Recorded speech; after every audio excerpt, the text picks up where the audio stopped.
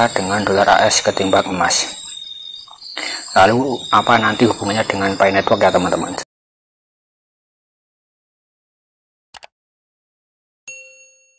Bismillahirrahmanirrahim. Assalamualaikum warahmatullahi wabarakatuh. Kembali lagi bersama saya dalam channel mengulas seputar dunia bisnis, sharing-sharing bisnis, mining, cryptocurrency, dan lain-lain, untuk menghasilkan cuan secara bersama-sama, tentunya dengan cara yang gratis ya rekan-rekan. Oke, saya ucapkan terima kasih yang sebesar-besarnya kepada rekan-rekan semua yang sudah nonton video-video saya dan sudah subscribe. Dan untuk teman-teman yang baru menemukan channel ini, jangan lupa klik tombol subscribe-nya ya, agar tidak ketinggalan informasi dari saya.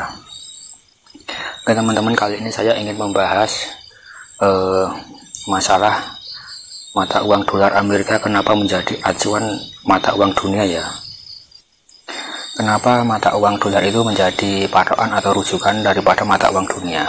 Ini alasannya apa ya? Di sini saya mencari informasi. Negara-negara maju bertemu di Bretton Woods, New Hampshire, untuk mematok nilai tukar mereka kepada dolar AS lantaran Amerika adalah negara yang memegang cadangan emas terbesar di masa itu. Perjanjian ini mengizinkan negara-negara untuk mematok nilai tukar mereka dengan dolar AS ketimbang emas. Lalu apa nanti hubungannya dengan Pi Network ya teman-teman? Jadi ini ada suatu logika atau gambaran kepada teman-teman dan berkaitan dengan Pi Network ya. Jadi silahkan disimak video ini sampai habis dan jangan di skip-skip, agar teman-teman bisa mendapatkan suatu wawasan dan juga mendapatkan suatu informasi baru, dan ya bisa diambil dari sisi positifnya ya. Oke, saya lanjutkan teman-teman. Di sini langsung dikutip daripada Detik Finance ya teman-teman, sejarah kenapa mata uang dolar itu menjadi acuan dunia ya. Pernahkah Anda mempertanyakan mengapa dolar Amerika menjadi mata uang dunia? Untuk mendapatkan jawaban ini, kita kembali ke masa dulu ya, ke masa kelahiran mata uang negara adidaya tersebut. Dolar Amerika dicetak pertama kali pada tahun 1914 setelah pendirian Federal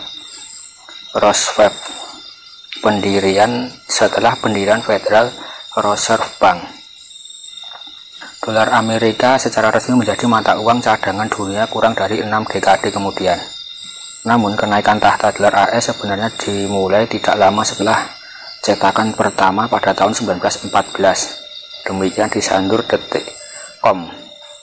Federal Reserve Bank sendiri diciptakan oleh Federal Reserve Act tahun 1913.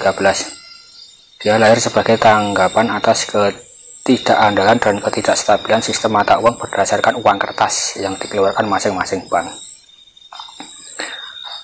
Yang paling penting di sini ya teman-teman, saat itu emang ekonomi AS sedang mengungguli ekonomi Amerika, atau ekonomi AS sedang mengungguli ekonomi Inggris ya, yang saat itu juga merupakan salah satu negara terbesar ekonominya ya, yang ada di dunia adalah Inggris.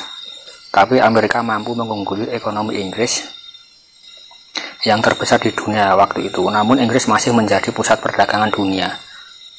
Saat itu mayoritas transaksi masih dilakukan menggunakan pound sterling Inggris. Selain itu, sebagian besar negara maju juga mematok mata uang mereka ke emas untuk menciptakan stabilitas dalam pertukaran mata uang.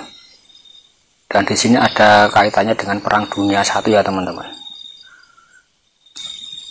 Perang Dunia I pun pecah tahun 1914, akhirnya banyak negara meninggalkan standar emas, sehingga mereka dapat membayar belanja militer dengan uang kertas yang mendevaluasi mata uang mereka. 3 tahun setelah perang, Inggris yang dengan teguh berpegang pada standar emas untuk mempertahankan posisinya sebagai mata uang terkemuka di dunia, mendapati dirinya harus meminjam uang untuk pertama kali. Ini salah satu sejarah ya teman-teman, bagaimana ceritanya itu pada tahun 1914 setelah Perang Dunia I itu Inggris kesulitan keuangan ya, hingga untuk pertama kalinya mencari pinjaman teman-teman.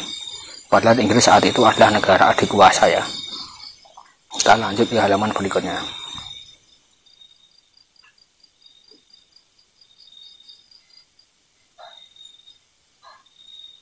Amerika Serikat menjadi pemberi pinjaman pilihan bagi banyak negara yang bersedia membeli obligasi AS berdenominasi dolar. Inggris pada akhirnya menyerah pada standar emas pada tahun 1919, menghancurkan rekening bank pedagang internasional yang berdagang dalam pounds atau pound sterling. Pada saat itu dolar telah menggantikan pounds atau pound sterling sebagai cadangan utama dunia.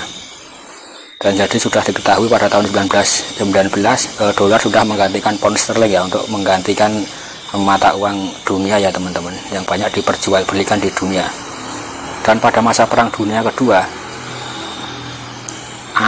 Amerika adalah pemilik utama senjata, persediaan dan barang-barang lainnya dari sekutu. Negara Paman Sam mengumpulkan sebagian besar pembayarannya dalam bentuk emas. Hingga pada akhir perang, Amerika Serikat memiliki sebagian besar emas dunia ya teman-teman.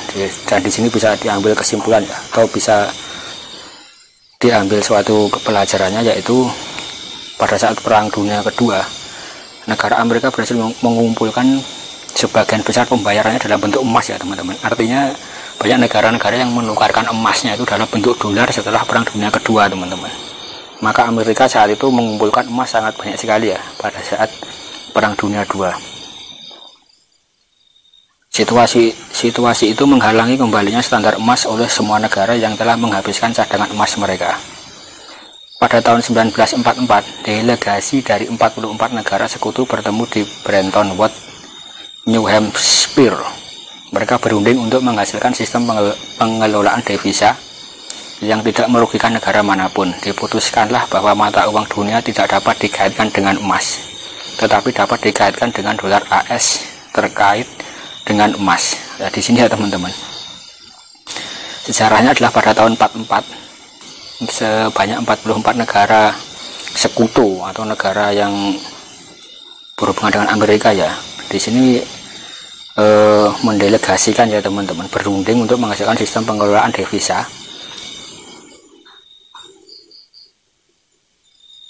yang mana 44 negara ini berunding untuk menghasilkan sistem pengelolaan devisa yang tidak merugikan negara manapun. Dan pada saat itu disepakati bahwa mata uang dunia tidak dapat digantikan dengan emas, tetapi dengan dolar Amerika ya, karena memang pada saat itu Amerika yang memberikan suplai pinjaman yang paling besar di dunia teman-teman.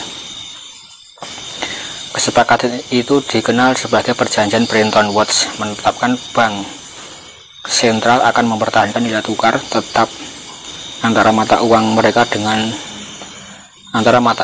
dan dolar AS. Pada gilirannya Amerika akan menebus uang dolar AS untuk emas sesuai permintaan. Negara-negara memiliki beberapa tingkat kendali atas mata uang dalam situasi di mana nilai mata uang mereka menjadi terlalu lemah atau terlalu kuat relatif terhadap dolar. Mereka bisa membeli atau menjual mata uang mereka untuk mengatur jumlah uang beredar. Sebagai hasil perjanjian Bretton Woods, dolar AS secara resmi dinobatkan sebagai mata uang cadangan dunia. Ini ya teman-teman. Dan didukung oleh cadangan emas terbesar di dunia. Alih-alih cadangan emas, negara lain mengumpulkan cadangan dolar AS. Nah ini jadi yang berlaku itu pada saat itu antara emas dan dolar itu adalah seimbang ya teman-teman, atau malah lebih berharga dolarnya ya, karena cadangan emas ditukarkan dalam bentuk dolar oleh negara-negara yang ada di dunia pada saat itu ya.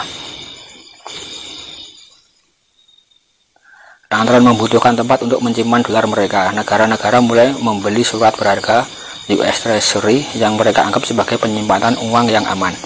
Saat ini tepatnya artikel ini dimuat oleh Investopedia pada Mei 2021 lalu, lebih dari 61% semua jenis cadangan bank asing dalam bentuk mata uang dolar AS.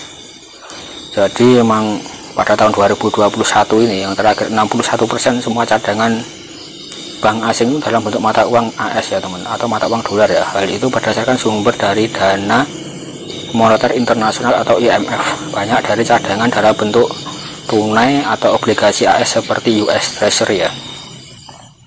Dan di sini apa hubungannya dengan Pi Network ya teman-teman? Nah di sini adalah kita tadi bisa melihat bagaimana sejarahnya US dollar itu bisa menjadi mata uang dunia ya. Artinya memang yang pertama itu memang kekuatan ekonomi, dan yang kedua adalah kekuatan militer itu ya teman-teman, intinya ya. Karena memang pada saat itu Amerika mampu mengungguli Inggris dalam hal perkembangan ekonominya ya. Dan selanjutnya saya akan membahas apa hubungannya dengan Pi Network ya teman-teman. Dan di sini adalah salah satu rangkaian atau logikanya yang masuk daripada Pi Network ini dan daripada dolar yang menjadi kuat di dunia ya teman-teman. Di sini kita bisa melihat karena Pi Network itu adalah satu-satunya koin cryptocurrency di dunia yang memiliki marketplace ya teman-teman, dan memiliki komunitas yang terbesar di seluruh dunia teman-teman. Dan Pi Network sendiri sudah lebih dari 30 juta sampai 50 juta mitra ya, dan tersebar di seluruh dunia. Artinya Pi Network ini secara komunitas itu sudah kuat, dan juga secara market atau secara ekonomi juga sudah kuat teman-teman, karena sudah menyediakan marketplace-nya sendiri ya di masing-masing negara. Secara resminya seperti itu ya teman-teman.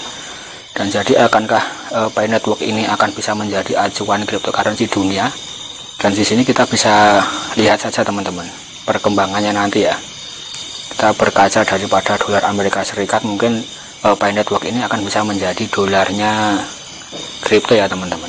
Kurang lebih seperti itu ya.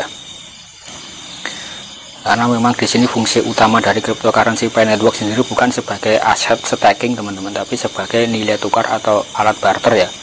Yang mana kalau kita asumsikan alat barter dan staking itu memang sangat berbeda sekali, dan memiliki keutamaan yang lebih tinggi itu memang barter teman-teman, atau memiliki nilai tukar barter daripada harus staking ya.